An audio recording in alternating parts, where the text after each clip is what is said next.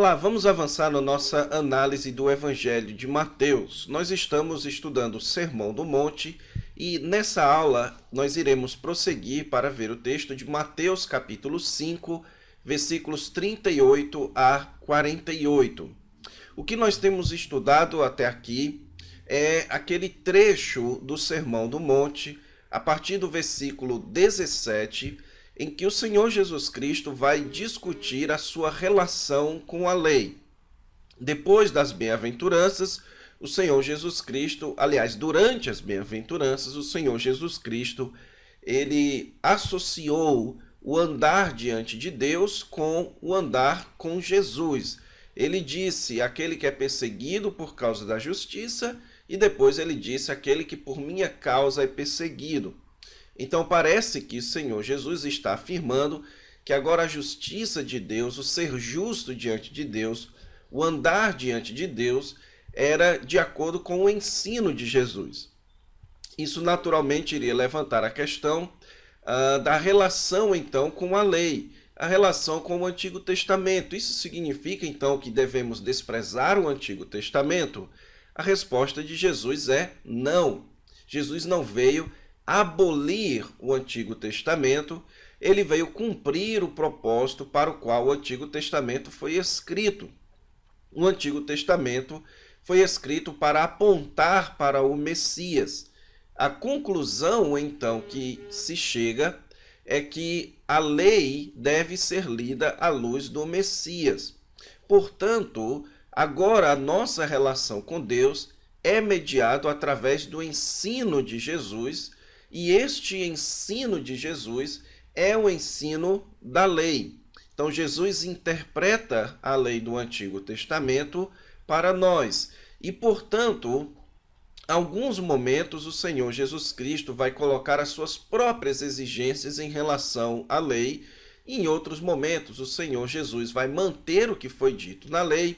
Em outros momentos, o Senhor Jesus Cristo vai desestimular que se siga uma lei do Antigo Testamento e afirmar, então, o seu próprio princípio em cima da lei. E essa forma, então, de Jesus encarar a lei do Antigo Testamento é manifestada com 6 exemplos que o Senhor Jesus Cristo deu aqui no capítulo 5 ainda de Mateus. O primeiro exemplo é o exemplo da relação de Jesus com o 6º mandamento, não matarás, em que o Senhor Jesus Cristo vai então colocar a sua própria exigência em cima desse mandamento, falando então do princípio da reconciliação. Você não deve proferir nem sequer um insulto, qualquer hostilidade contra alguém. Você deve procurar a reconciliação. Então, como é que Jesus está lidando com o Antigo Testamento? Ele está colocando a sua própria exigência em cima da lei. Depois, Jesus fala a respeito do adultério e do divórcio. Jesus menciona agora o 7º mandamento, que é o mandamento não adulterarás, e Jesus mais uma vez vai colocar a sua própria exigência. Ele vai dizer que aquele que quiser adulterar com alguma mulher, já adulterou com ela. Então, Jesus aprofunda a exigência do mandamento.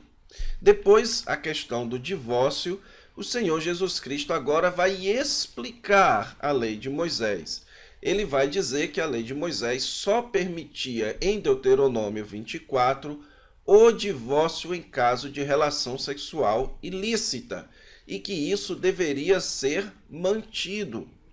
Apenas a relação sexual ilícita dá direito ao homem repudiar a sua mulher e dar a ela uma carta de divórcio, segundo o texto de Deuteronômio 24. Então, no caso do divórcio, Jesus não está aqui meramente colocando a sua própria exigência, como mantendo e explicando o texto do Antigo Testamento, de Deuteronômio capítulo 24.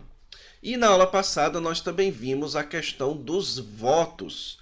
E no caso da questão dos votos, o Senhor Jesus Cristo vai desestimular aquilo que o Antigo Testamento permite. Então, o Antigo Testamento permite que você jure. Então, ele diz, quando você jurar, cumpra o seu voto, não jurarás falso. Então, esse é o ensino do Antigo Testamento, a permissão dos votos. Jesus vai então dizer, de modo algum jureis. Então Jesus vai não só colocar a sua própria exigência, como neste caso aqui, Jesus está proibindo aquilo que o Antigo Testamento permite. Então, nesse caso, Jesus vai desestimular que se siga aquilo que o Antigo Testamento permite, sob a sua própria autoridade.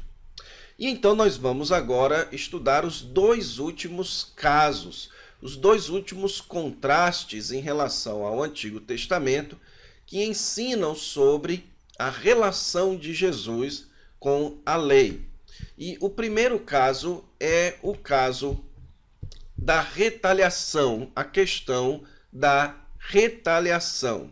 Então o texto aqui começa marcando então que Jesus vai começar mais um exemplo com contraste, ouviste o que foi dito, eu, porém, vos digo. Então esse contraste aqui é o que está marcando cada exemplo do Senhor Jesus Cristo. Então agora Jesus diz, ouviste o que foi dito, olho por olho, dente por dente. Então o que Jesus está mencionando aqui? Jesus está mencionando, nesse caso, alguns textos do Antigo Testamento, como, por exemplo, Êxodo capítulo 21 e versículo 24. Então, se você tem aí a sua Bíblia e puder abrir no livro de Êxodo, capítulo 21, verso 24. Êxodo capítulo 21, verso 24, diz o seguinte: olho por olho, dente por dente, mão por mão, pé por pé.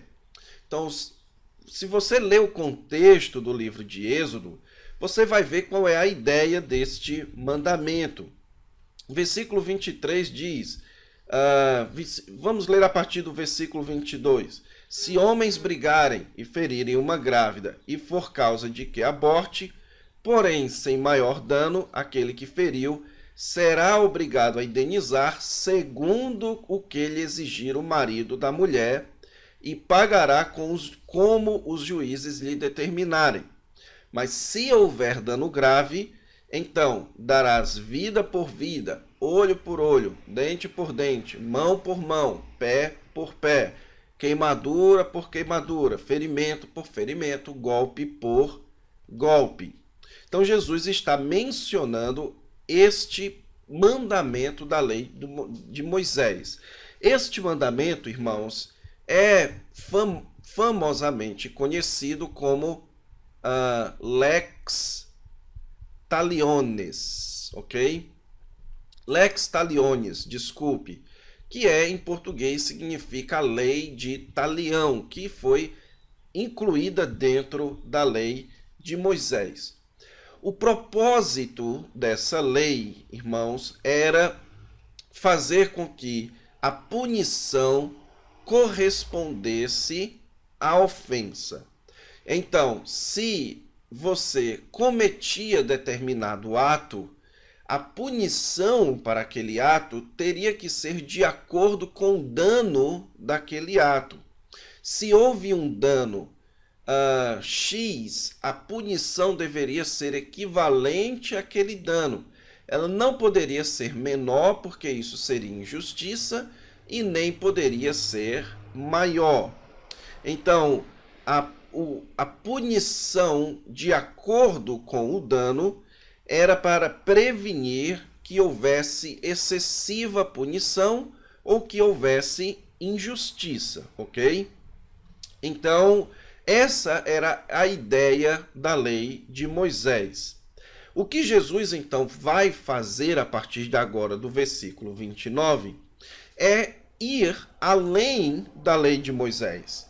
Ele vai agora ensinar não apenas o princípio, não apenas manter o princípio para onde a lei apontava, que era o da punição equivalente, como ele vai agora ir além, retirando a ideia da punição equivalente e colocando agora a ideia da gentileza. Então, o que Jesus vai fazer aqui é simplesmente mudar o princípio da lei. Enquanto o princípio da lei era o da punição equivalente, Jesus vai colocar o princípio agora da gentileza equivalente. Então, Jesus está aqui transcendendo o princípio da lei. Ele diz aqui no versículo 39, eu, porém, vos digo, não resistais ao perverso. O que Jesus está dizendo aqui? Que esse princípio de olho por olho, dente por dente e tudo mais, ele não deveria mais ser seguido. Você agora não deve olhar para uma pessoa que lhe ofende, procurando então a justa retaliação para aquele ato. Não é porque ele feriu seu olho que agora você tem direito de ferir o olho dele. O que Jesus então vai dizer é que se alguém ferir a tua face, você não tem agora o direito de ferir a face dela. O que você deve fazer é volta-lhe também a outra. Então Jesus vai mostrar isso através de 3 exemplos. O primeiro é o ferir a face direita. Se alguém ferir a sua melhor face, que é a face direita, volta-lhe também agora a face direita. Então note que Jesus está lidando aqui com a justiça pessoal, ok? Então, com as relações pessoais. Jesus não está lidando aqui com as relações com os juízes, com as relações em tribunais, ok? Então, Jesus está falando aqui da sua disposição pessoal. Se alguém ferir a sua face direita, a sua disposição pessoal não deve ser a da retaliação, mas deve ser o de oferecer também a outra face.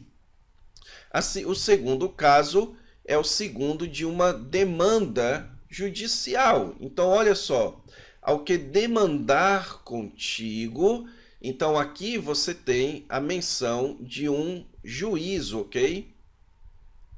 Porque aqui você tem uma demanda. É uma disputa judicial.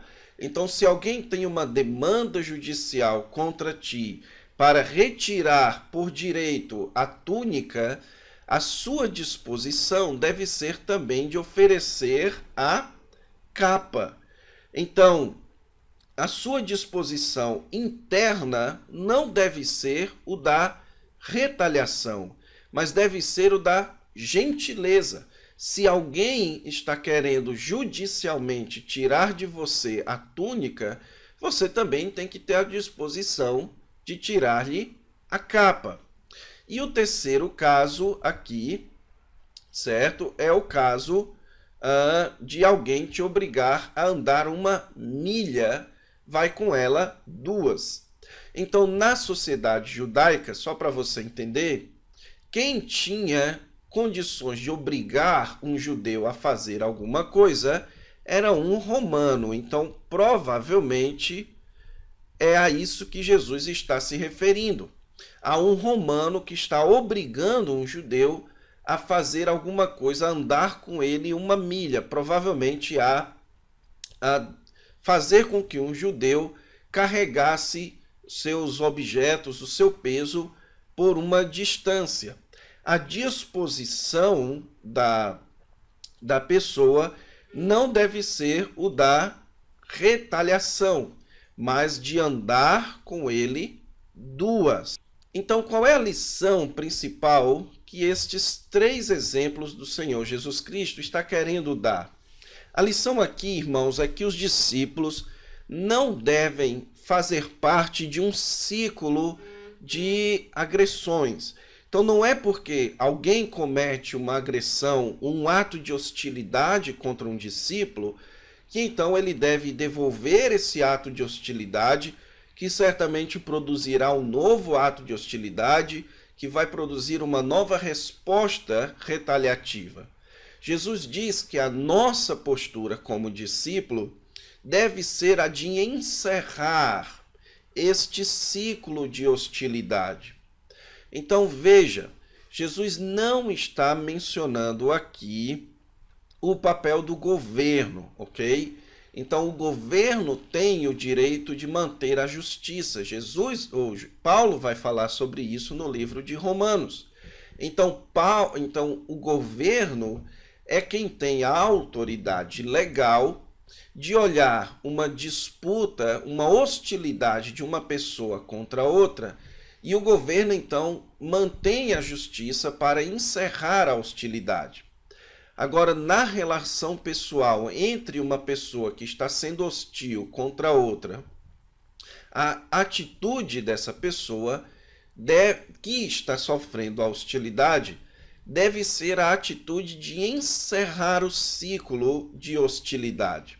Então, se alguém é hostil contra você, encerre o ciclo de hostilidade. A sua resposta não pode ser o da hostilidade. Então, não é que Jesus está dizendo que quando uma pessoa bater no seu lado direito, você deve dizer, oferecendo agora à esquerda e dizendo para a pessoa bater do seu lado esquerdo. Não é essa a ideia. A ideia é que se alguém agredir você, a sua disposição não deve ser o de devolver a agressão, mas a disposição é de, se for necessário, que você sofra uma nova agressão para que aquele momento, para aquele movimento de agressão seja encerrado. Essa deve ser a sua disposição. Se alguém está com uma demanda judicial contra você e você tiver condições de encerrar aquilo ali, essa deve ser a sua disposição. Se alguém está fazendo exigências absurdas contra você e você tiver condições de encerrar aquele ato de hostilidade, é isso que você deve fazer. E o último exemplo que Jesus dá aqui no versículo 42, agora já não é mais uma atitude de hostilidade contra você. Agora Jesus está falando de maneira positiva, que o discípulo também deve ser alguém ativamente generoso, não apenas em reação contra alguém, mas em disposição generosa. Se alguém te pede, a sua atitude deve ser de dar. E você não deve dar as costas para quem deseja que você lhe empreste. Aqui é mais uma aplicação de Jesus do princípio da generosidade. Então, Jesus está substituindo a regra do Antigo Testamento da retaliação pela regra da generosidade. A postura do discípulo deve ser a postura de ser generoso, não apenas contra aqueles que são hostis contra ele, mas também contra aqueles que são mais frágeis do que ele. Então, a generosidade é o princípio da lei ensinada pelo Senhor Jesus Cristo. Então, como é que Jesus está lidando com o Antigo Testamento aqui? Ele não está meramente fazendo sua própria exigência, como ele está aqui substituindo a lei da retaliação pela lei da generosidade. Então, tendo a autoridade de cumpridor da lei, Jesus então pode realocar a lei da retaliação pela lei da generosidade, ok? E o último exemplo que o Senhor Jesus Cristo vai dar é a questão do amor ao próximo. Então ele começa aqui com o ouvistes o que foi dito e então o eu, porém, vos digo. E a menção agora é a menção a Levítico, capítulo 19 e verso 18. Jesus está mencionando este texto: amarás o teu próximo. Só que agora você tem uma situação interessante. É que essa expressão, odiarás o teu inimigo, ela não se encontra no Antigo Testamento. Em Levíticos 18 e versículo 19, você tem apenas a expressão amarás o teu próximo. E a expressão odiarás o teu inimigo era encarada pelos intérpretes da lei como um corolário de Levíticos 18 e 19. Ou seja, se Levítico estava dizendo que eu devo amar o meu próximo, logo eu devo odiar o meu inimigo. Então, neste caso, Jesus não vai aqui de forma alguma modificar a lei. Ele vai manter a ideia da lei. Só que o que ele vai fazer é confrontar este corolário que é colocado pelos intérpretes da lei. Jesus vai, então, legitimar o verdadeiro resultado da lei de Moisés. Então, a lei falava de amar o teu próximo. E Jesus agora vai, então, manifestar a ideia de que você não deve amar apenas o seu próximo, como também amar o seu inimigo. Então, Jesus vai agora ampliar ou interpretar a ideia de quem é o meu próximo. Lembrando, irmãos, aqui, que para o contexto do Antigo Testamento, próximo é sinônimo de judeu. Inimigo geralmente era sinônimo de gentil. Então, aqui Jesus vai encerrar os seus exemplos falando ou mostrando já desde agora que o próximo é tanto judeu quanto gentil, tanto quem é de perto quanto quem é de longe, tanto quem é da sua própria nação quanto quem é inimigo da sua nação. Então Jesus vai dizer: amai os vossos inimigos e orai pelos que vos perseguem. Naquele contexto de Jesus, mais uma vez, quem eram os que perseguiam os judeus? Eram os romanos. Porém, quem estava perseguindo os discípulos de Jesus, quando Mateus escreveu, eram os próprios judeus. Então, aqui, Jesus vai mostrar que muitas vezes aquilo que no contexto inicial os inimigos eram os romanos, agora os inimigos estavam sendo os próprios judeus. Então, esse conceito de próximo como se referindo aos judeus, isso não deveria ser seguido. O próximo a quem eu devo amar é tanto os que me perseguem quanto os que não me perseguem. E eu devo ter uma atitude de amor e de oração, de benevolência por aqueles que são próximos, por aqueles que não me perseguem e por aqueles que, inclusive, me perseguem. E Jesus, então, vai usar aqui uma partícula de conclusão, certo? De propósito, desculpa. Qual é o propósito de você demonstrar amor por todos, inclusive por aqueles que perseguem você? É para que vos torneis filhos do vosso Pai Celeste. A ideia aqui, irmãos, de se tornar, você não pode carregar a ideia de João para cá. A ideia de se tornar aqui não é que a partir do momento que você começa a amar os seus inimigos, que então você recebe a salvação pela fé. O sentido de se tornar aqui não é o se tornar da salvação, mas o se tornar é o sentido de você expressar na sua vida a sua filiação com o vosso Pai Celeste. É que no momento que você exibe amor, é o momento que você exibe que é filho do Pai Celeste.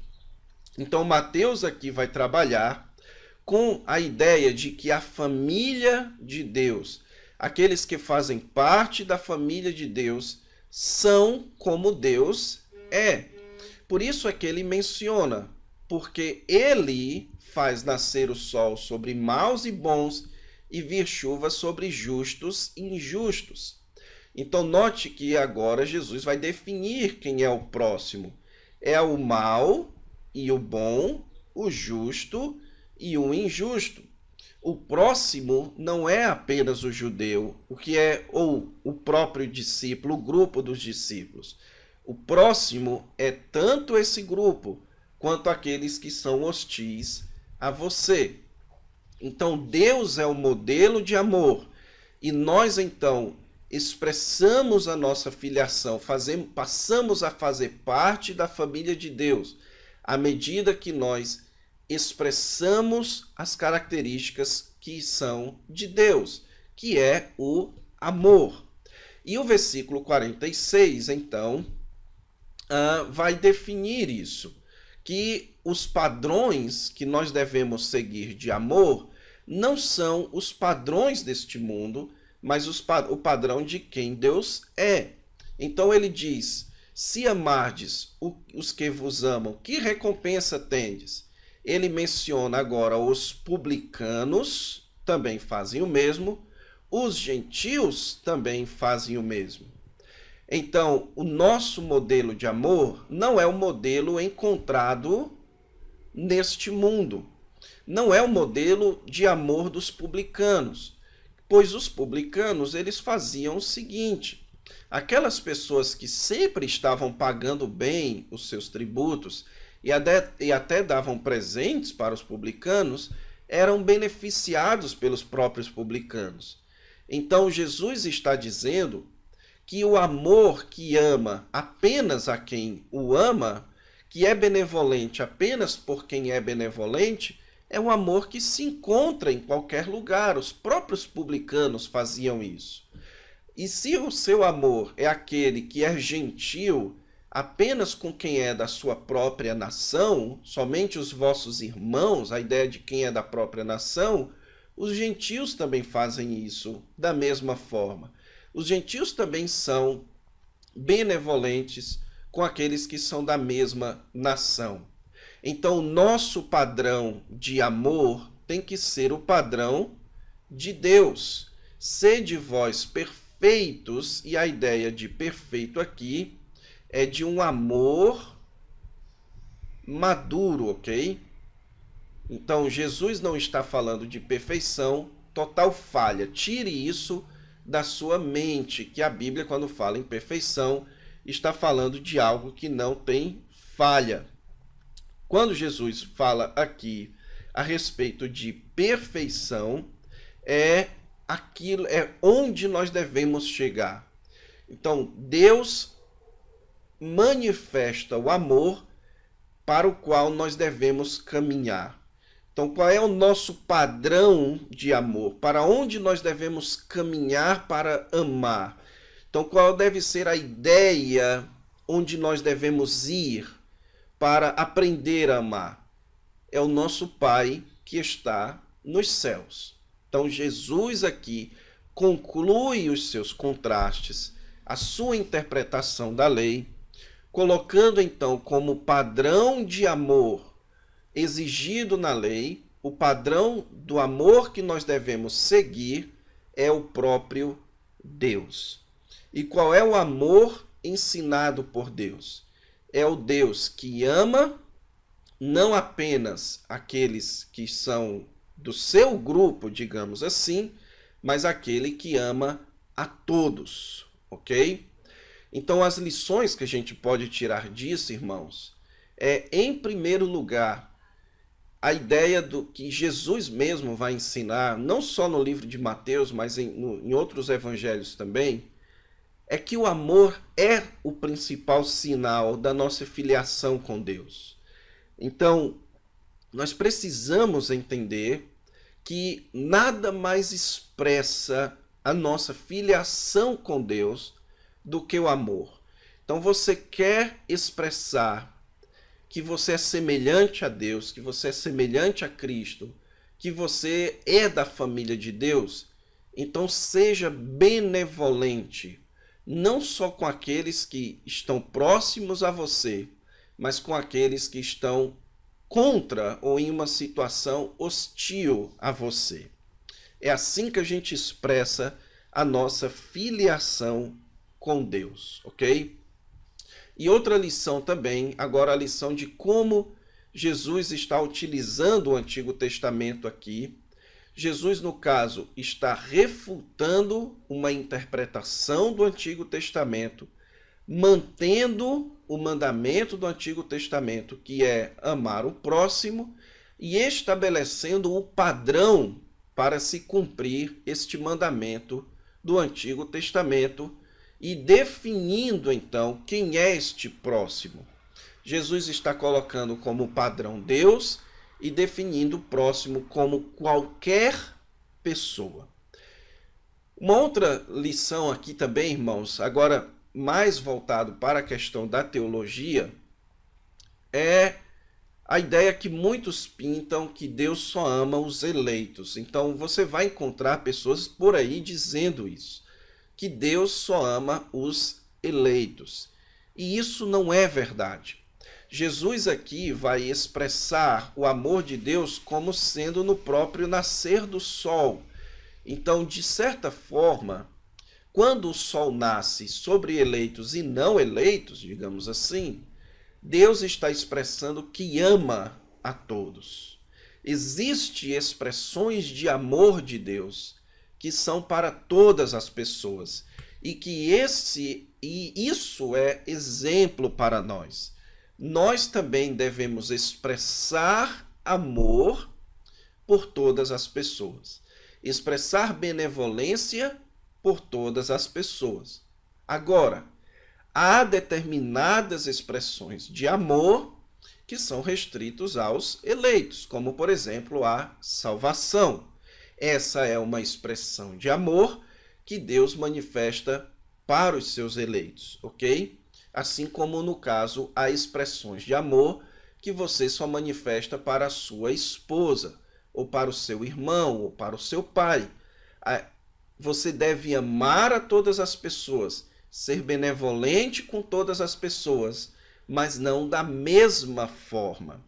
Há uma forma de você amar a sua esposa, por exemplo, que é diferente da forma de você amar o seu inimigo.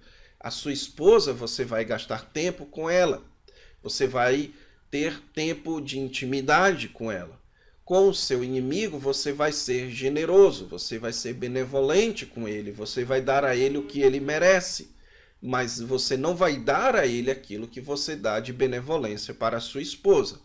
Assim também é com Deus. Deus ama a todas as pessoas e expressa benevolência por todas as pessoas, mas não necessariamente da mesma forma, ok? Então é isso, irmãos. Com isso a gente conclui a nossa interpretação desse texto da palavra de Deus. E a partir da próxima aula, então, nós entraremos no capítulo 6. Então fique com Deus e até lá.